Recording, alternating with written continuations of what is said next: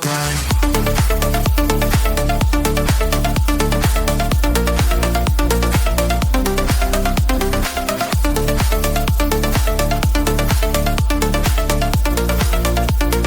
Everything is so bright.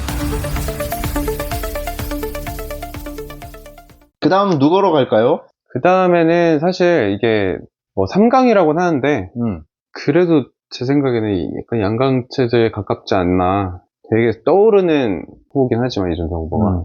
일단 이재명 한번 짚고, 그 다음에 이준석으로 가는. 아, 이재명 먼저 가자? 네. 아, 오케이. 가장 유력한 후보이기도 하니까. 아, 이거 제목을 얘기 안 했구나. 이번 제목이 그거였는데. 내가 왕이 될 상인가였는데. 내가 왕이 될 상인가. 자, 이재명. 이재명 갈까요?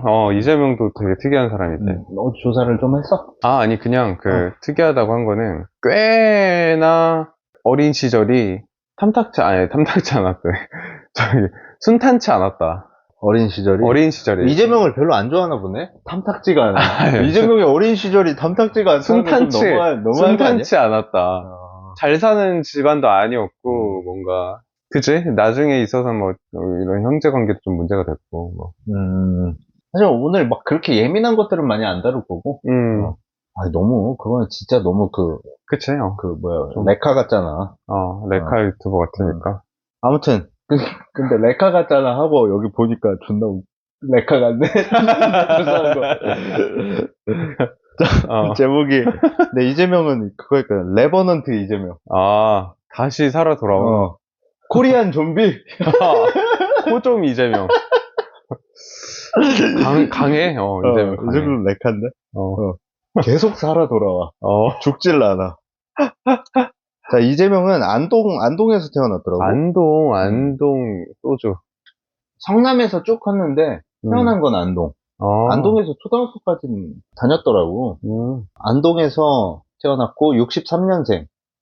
63년생. 젊네, 63년생. 10월. 근데 이거 10월이, 날짜는 모른대. 옛날에. 기억을 못한대. 출생신고 뭐 그런 문제 때문에. 그래서 뭐 이재명 아이디 보면은, 631000 이렇게. 아하. 뒤에는 모른다는 거지. 하여간. 자, 레버넌트 이재명은 이때 태어나서 만 61세고, 근데 출생신고는 64년 12월 22일에 한 걸로. 근데 12월 22일이 일부러 그때 맞췄다고 하던데? 출생신고를. 이때 되게 특이한 일이 있었어. 무슨 일이 있었죠? 12월 22일, 64년도는 아니겠지만, 12월 22일에, 그날을 왜 맞췄냐면, 이름하고도 연관이 있어, 이재명. 독립운동가 중에, 이재명이라는 사람이 있었어. 이완용을 죽이려고. 막 뭐 안중근은 뭐 있잖아. 그것처럼, 독립운동가 이재명은 이완용을 죽이기로 했대. 그래서 실제로 명동성당에 이제 행사 있을 때 기다렸다가, 군밤장수로 변장하고 있다가, 이완용이 나왔을 때 칼을 들어가지고, 수차례 찔러. 근데, 그때 수술을 하는 거야. 근데 그때 의학기술이 많이 발달 안 했는데, 그 의사 말로는, 의학기술이 10년만 더 늦었어도, 이완용은 죽었다. 그리고 그게 흉부외과 수술 우리나라 1호 사례라는데, 이완용이. 그래서 살아는 났어, 이완용이. 이완용 무덤 지금 가보면 막 다 파헤쳐져 있다며. 그래? 근데 어쨌든. 그때가 11월 22일이라는 거야? 근데, 거사를 치른 날? 맞아. 근데 그 거사를 치른 날에 맞춰서 자기 아들을 이재명이라고 이름 짓고 생일을 그때로 만들어야겠다고 이제 그때 등록을 한 거지. 좀 재밌긴 하지. 그래서 어쨌든 그때 독립운동가 이재명은 잡혀가거든. 결국 사형당해. 이렇게 물어보잖아. 신문을 하잖아. 누가 시켰냐? 배우가 누구냐? 그 다음 누구랑 같이 하냐? 그랬더니 난 배우 같은 거 없다. 배우는 2천만 국민이다. 그리고 나한테 이걸 하라고 시킨 것도 2천만 국민이고 나의 동료도 2천만 국민이다. 이런 식으로 약간 독립운동가스러운 멋있는 말을 하지. 그러고 나서 이제 결국 사형당하는데 마지막에 죽기 전에 한 말이 이제 엄청나게. 나는 수십만의 이재명으로 환생해서 일본을 망하게 하겠다. 이게 존나 의미심장하지 않아? 진짜 환생한 것 같잖아요. 아무튼 이재명이 이제 진짜 이재명 독립운동가 이재명 말고 진짜 가난했어. 정치계에서 아마 홍준표랑 투탑 찢어지게 가난했어. 찢어지게 이런 말 쓰면 안 되나? 이재명 가난해. 그냥 가난했어. 많이 가난했어 상당히. 찢는다는 표현은 좀 그럴 수 있으니까. 네. 많이 가난했지. 초조를 하고, 그러니까 초등학교 졸업 후에 그때 뭐 의무 교육이었나. 그래서 초등학교를 졸업하고 바로 성남으로 이사가. 그래서 이사 간 이유가 아마 돈 벌러였겠지? 학교 대신에 중학교를 안 가고 공장으로 가. 초졸이야. 공장에서 이제 소년공으로 일을 시작하지. 학교를 못 가고. 학교 못 갔어. 결국 중고등학교 안 다녔어. 어쨌든, 왜냐면, 생각해보면은 우리나라 대통령 중에 노무현도 고졸 출신이었잖아. 그치. 근데 이재명이 되면은 초졸 출신 대통령이 돼. 대학교 나오지 않았어? 대학교 나왔는데 졸업한 건 초졸이잖아. 중고등학교를 만났으니까.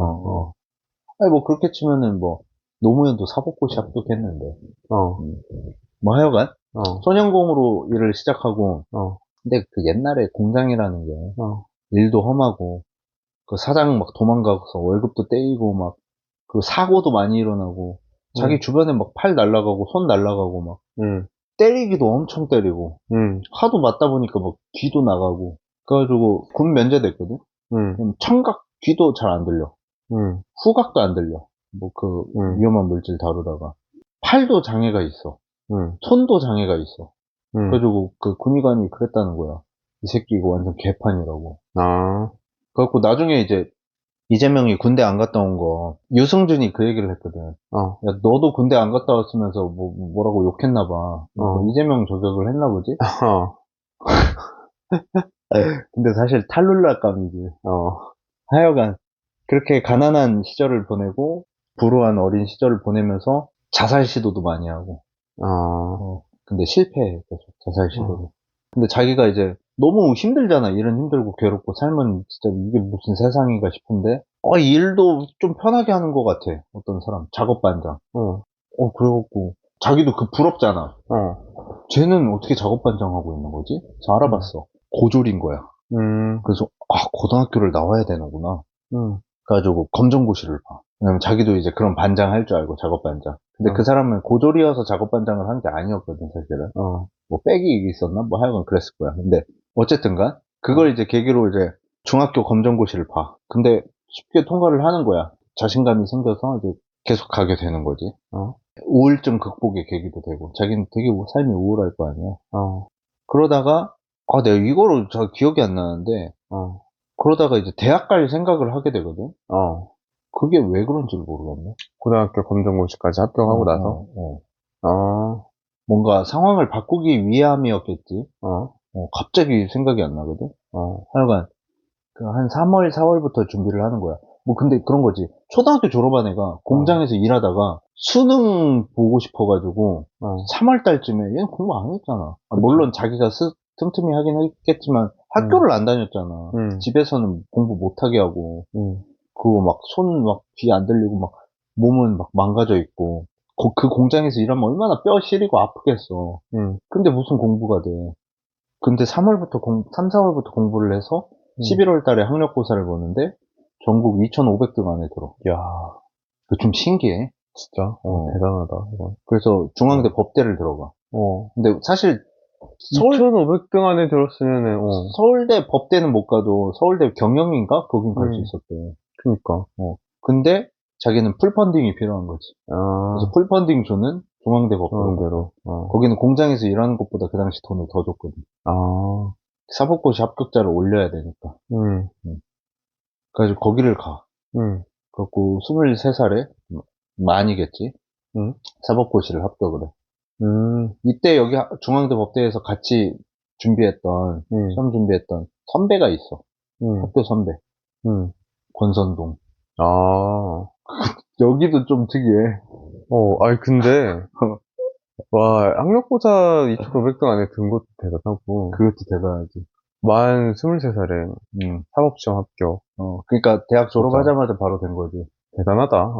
나는 그거보다 같이 공부를 했던 게 권성동이다. 어. 지금은 또 양극단에 있잖아. 서로 욕하고, 그러니까 권성동이 주로 욕하지. 왜냐면 지금 이재명이 너무 파워가 세졌으니까. 그것도 진짜 웃겨.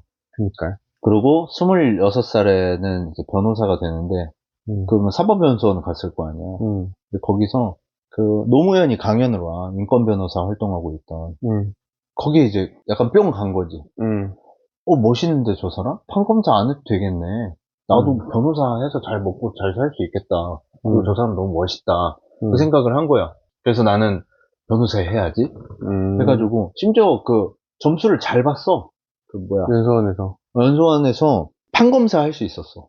석차가 잘 나와서. 근데 나 안 하겠다, 판검사. 그냥 나와버렸거든. 왜냐면 노무현에 감명받아서 나중에 알았대. 노무현은 판사부터 시작했다는 걸. 그래서 나중에 후회하더라고. 아, 판사는 좀 해보고 그만둘 걸. 그걸 몰랐던 거지. 나도 이거 준비하면서 알았어. 노무현이 처음에 판사도 하다가 변호사를 한 거예요. 하여간 그 안에서도 성적이 좋았다고 해. 근데 그치, 어떻게 학력고사도 그렇게 하고 사법고시도 합격하고 막 연수원에서 잘하고 하냐. 원래 천재냐. 근데 뭐 그런 것도 있겠지만 나는 그거 같아. 어릴 때부터 항상 살아남아야 돼. 아니면 죽어야 돼. 진짜 죽는 거 아니면 살아남기야. 그리고 항상 뭔가 큰 이상을 꿈꾸는 게 아니라 조금 개선이 제일 중요해. 처음 시작이 그랬잖아. 어떻게 하면 저 반장하지? 나 이 일 너무 힘들고 쟤는 안 쳐맞고 일도 덜 하는데 그거 하고 싶어서 고등학교 검정고시 본 거잖아. 그치. 그런 식으로 자기 눈앞에 보이는 그 생존 문제들을 해결하는 데 집중하는 거지. 어떤 이상을 꿈꾼다기보다. 그래서 굉장히 실용적이고, 그리고 그 실용은 고상한 실용이 아니라 생존. 안 그러면 진짜 죽을 수밖에 없네. 그런데 그런 절박함에서 나온. 죽느냐 사느냐의 문제다. 그치. 그렇게 살아온 것 같아. 그래서 그렇게 누가 보기엔 천재 같은 일을 막 하는 것 같거든. 어쨌든. 근데 여기 대선 후보들 다 얘기해보겠지만 다들 대단하지.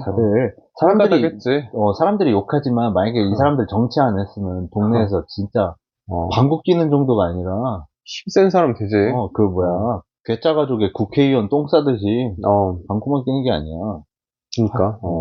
하여간 이제 인권 변호사로 이제 활동을 하다가 뭐 그러다가 이제 어찌저찌 해서 정치계도 이렇게 입문을 하게 돼. 그래서 결국에 성남시장도 하고, 이때 말이 많았지. 이때 굉장히 사람이 날카롭고 셌잖아.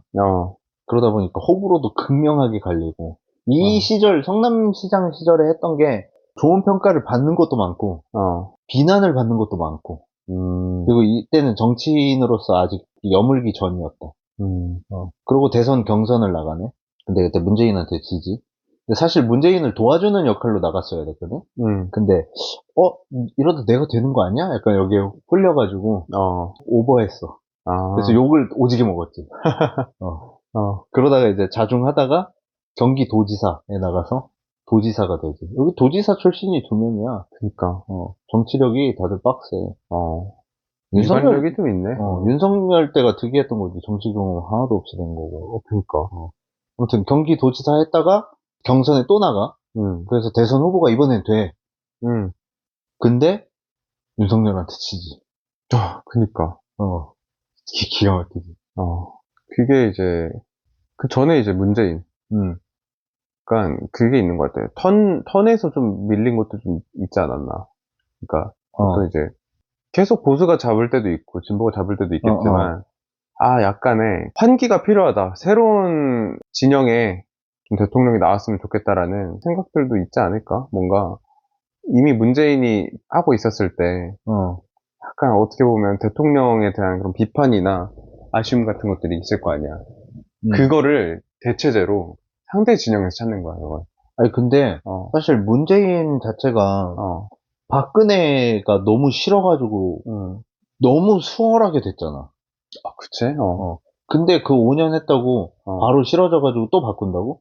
그래서 이번에 또 바꾸고? 이번엔 좀 다르긴 하지. 아니, 그러니까 어쨌든 간에. 아니, 이번에 똑같이 박근혜도 국정농단 때문에. 그러니까 박근혜랑 비슷하다는 거지. 문재인 때가 아니라.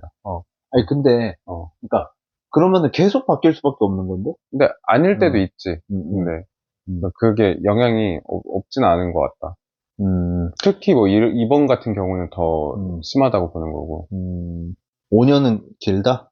나는 뭐 개인적으로 그 임기제에 대해서 뭐 묻는 거라면 연임제로 4년 연임제 미국처럼. 아니 그러니까 연임 그걸 왜 물어보냐면 너가 그 사람들이 5년 동안 지루해지는 것 같이 얘기를 했잖아. 그러니까 그럼 5년이 길다는 거 아니야? 그치? 근데 사실 5년은 해야 뭔가를 이렇게 할 수 있다라고 얘기할 수도 있는 거고. 그러니까 짧게 4년 하자는 거 아니야? 대신 4년 잘했으면 한 번 더 할 수 있게. 근데 나도 그랬으면 좋겠어. 그때 어떻게 됐지? 그때 저기 문재인 다음 윤석열이랑 이재명 붙었을 때 박빙 아니었나? 박빙이었지. 0.7% 뭐 그 차로. 그니까. 0.7%포인트 차로.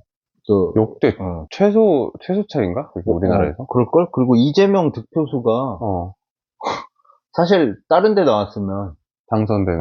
그래서. 그니까. 그 예전에 리버풀이 프리미어리그 승점 쌓은 게 순위권 안에 들었는데 우승을 못한 것처럼. 그치. 맨시티가 너무 기록을 세워가지고. 아무튼 대선 후보로 나왔으나 윤석열한테 져가지고 다시 이제 돌아간 거지. 그래서 이제 민주당에서 당대표로 나와서 이겨서 당대표가 되고 이제 총선까지 승리를 하지. 그래서 범야권 192석 가져갔잖아. 국민의힘 108석. 이게 진짜 신기해. 그러니까 야당이 이렇게 국회의석을 많이 차지한 게. 그러니까 그 좀 희한하지. 이런 적이 없었는데.